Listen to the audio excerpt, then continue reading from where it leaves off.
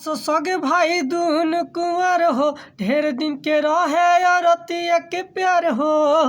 रहल सगे भाई दून कुंवर हो, ढेर दिन के रहे रतिया के प्यार हो।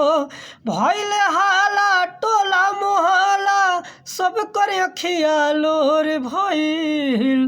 भइले हाला टोला मोहल्ला, सब कर अखिया लोर भइल। छोटुआ तो मोहर गइल भसुरे भतार भइल। ह छोटुआ तो मोहर गइल भसुरे भतार भइल।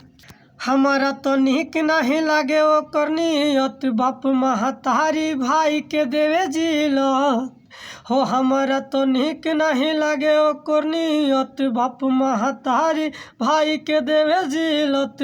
जियत बिया दुनिया में छौड़ी, जियत बिया दुनिया में छौड़ी, सबसे रिश्ता तोड़ गइल। छोटुआ तो मोहर गइल भसुरे भतार भइल। छोटुआ तो मोहर गइल मनुआ भतार भइल। रहल सगे भाई दून कुंवर हो, ढेर दिन के रहे रतिया के प्यार हो।